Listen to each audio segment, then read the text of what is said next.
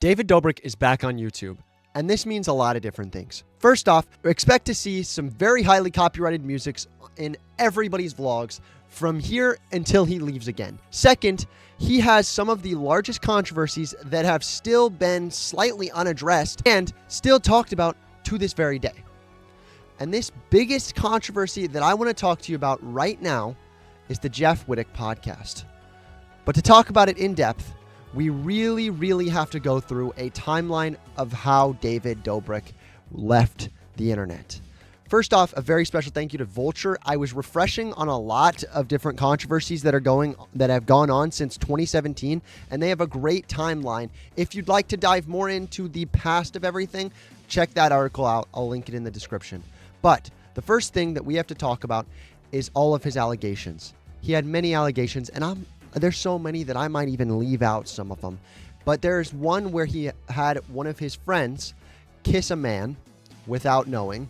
There is another where he flew Jeff Wittek on a rope and string tied to a crane into the same crane and busted half of his face, made him almost not even able to see anymore. There's another one where he tried to film Jason Nash having intercourse with his then girlfriend Trisha Paytas. There is another one where he heavily pressured a woman that was not able to drink yet into drinking and then having intercourse with one of his best friends, which is considered the R word in many different ways, and I would agree with that. And honestly, there's more that I've left out. And you're probably wondering, that makes sense why he left. That makes sense. And he didn't want to leave. Let's be honest, he didn't want to leave. He has 3 different apology videos. One on his podcast channel called Views, where he says, let's talk. Another one in a podcast episode in 2020. And then a third one on his main channel that has a lot of views as well. And honestly, it's not helped him at all. The guy had to move to Snapchat stories to actually stay relevant on the internet. He was the guy that had YouTube by the balls. He could take them and squeeze them in any way he wanted to get YouTube to do exactly what he wanted. He consistently had copyrighted music. He consistently showed things that were not educational and only for entertainment purposes that are illegal to show now or not allowed by YouTube's TOS. He had his own YouTube TV show. He had all the sponsorships he could want. We're talking EA Sports. We're talking SeatGeek. We're talking Tesla themselves. I actually don't think he had a sponsorship from Tesla, even though it felt like he did. Chipotle. He's had sponsorships from every big name that you can possibly think of. He was on top of YouTube in 2020 and even bleeding into 2021 just a little bit. But it all went downhill. It all went downhill. And part of it, according to him, is because of his body transformation. Now, if you look at his most recent video 7 days ago, he considers himself in the left photo here what he calls a fat ass. Now, I don't like throwing out that word around. I'm not going to lie to you. I was a chunky monkey at one time as well. I don't look like this on the right because I don't take steroids or peptides, but I was someone who was a little bit chunkier at one point, and I really don't think that he was that fat there. He was definitely not healthy. He wasn't working out every day, but he's not fat. But the biggest thing he says is he was trying to refocus his life with a world tour. This video is literally just a highlight of that world tour. He's going all around the country, visiting all of the attractions that you can possibly see, the wonders of the world, and then at the end, he reveals that he's literally shredded. This guy's got an 8-pack, a literal 8-pack now. And a lot of people say natty or not, whatever the crap. I don't really even care about that. If he's healthy, he's healthy. But also, at the end of the video, Mr. Beast makes an appearance. Now, I didn't want to make this about Mr. Beast, but Mr. Beast has seemingly sponsored or collabed with every single human being that has been canceled on the platform of YouTube. I don't know why he does it, but he does it. And in the end of this video, he gifts David Dobrik's friend a Lamborghini that is Feastable wrapped. That's an insane thing to begin with. The video is 14 minutes and 20 seconds, and I actually watched the entire video, albeit it was boring, but I did watch the entire video, And he did just many stunts exactly like this. And I really can't blame him for making videos again. But the issue is that just a week before, 2 weeks ago, Jeff FM had a giant podcast, 1 hour and 16 minutes, describing why Jeff still holds a grudge against David Dobrik. And obviously he holds a grudge. He has had to have 5 surgeries on his face. And if you don't know anything about Jeff Wittek, his face is everything. He was literally known as being the handsome guy in David Dobrik's videos. And you can't really be as handsome of a guy when your eye is covered by gauze. It's really, really hard to do that.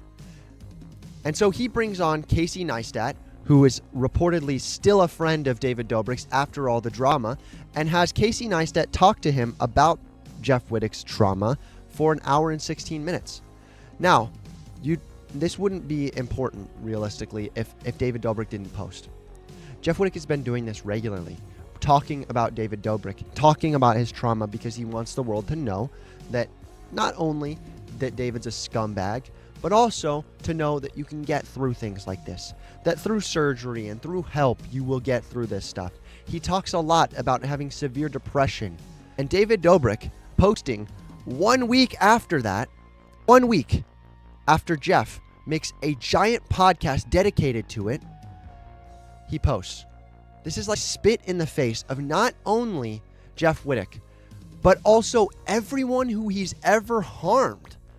You don't care whatsoever about Jeff Wittek. And I'm not saying you have to postpone your video for a whole month after, but make things right with the guy who is still going through medical treatment regularly because of what you did to him. And I'm not going to be soft. I'm not going to act like Jeff Wittek is not over it at least a little bit now. And I'm not offended by the fact that David Dobrik did it. But honestly, it just shows David Dobrik's character here. Your character is injuring someone, not making it right, and acting like nothing happened. And this is the same strategy we've seen every single Vine star use in the past couple of months. Cody Ko is a great example of another Vine star that got canceled for doing something that was really garbage and doesn't address it, posts more videos, and acts like nothing happened. Now, at least in Cody Ko's situation, bro has a wife and family to take care of, so I'm a little bit more like, oh, I get it. He's changed now, whatever. David Dobrik, he's changed his body? I don't care about his six-pack abs. I really don't. It doesn't matter to me if you have somebody who's getting surgeries all the time because of something you did to him. And you're probably wondering, what's Jeff Wittek's personal take on this? Well, since this happened, he's gone radio silent. He's gone radio silent. And just to emphasize how much this hurt Jeff Wittek, I do want to watch this clip from the Casey Neistat and Jeff Wittek podcast to just show you how much this affects him. What do I tell Andrew Schultz when he's like, hey, be quiet? There's also a little bit more context that I'd like to put in here. Andrew Schultz also made fun of Jeff multiple times, talking about his surgeries. And then I say, all right, send me an address, let's fight. Moreover, Jeff, I saw the raw footage from that day. It was some of the most upsetting shit I've ever seen. So maybe that's why I still go on with why I push so hard, why I still do podcasts, why I still do main channel documentaries and everything that I try to do, open barbershops, products, whatever. I'm still trying to do so much because I just don't want to be that guy in that video that got hit by the crane by this dumbass David Dobrik. Imagine Jack Doherty did that to me or some shit, because that's the new David Dobrik. You know, that motherfucker knows what he did. I had to sit there, get CAT scan. They had to cut off my clothes and take my jewelry, my St. Christopher medallion that's supposed to protect you in your travels through your pursuit of your dreams, whatever. This thing I gave to him to hold for me. He lost it. So it showed how much he cared. The reason why I say to you... How do I forgive this guy? How do I move on with my life? The reason why I say to you, if I was in your shoes, I would never be able to move on, is not because of the... And then he's like... Why did Schultz... It's just gross. It's inappropriate and it's gross that after an hour-and-a-half podcast, he decides to do something such as that. I hate that I even have to talk about this. I genuinely hate it. Why in any universe are we allowing David Dobrik to get almost 7 million views after Jeff Wittek posts something like this? He's not learned from his mistakes, or he would have made things correct with Jeff before he started. He's just not. There's so many issues that he had. If he came back to Jeff and said, hey, I'm a new person, I'm posting this video, can you support me? Let's make it right first. I would have no problem with this, but he didn't make it right, and he did post the video. Personally, I can't hold any grudge against David Dobrik, but I'm going to follow whatever Jeff Wittick does at this point. We're going to go ahead and end this video with the verse of the day, which comes from Isaiah 41:13. For I am the Lord your God, who takes a hold of your right hand and says to you, do not fear, I will help you. If you'd ever like to talk about Jesus or just anything, join my public Discord, link in the description, and you all have a blessed day.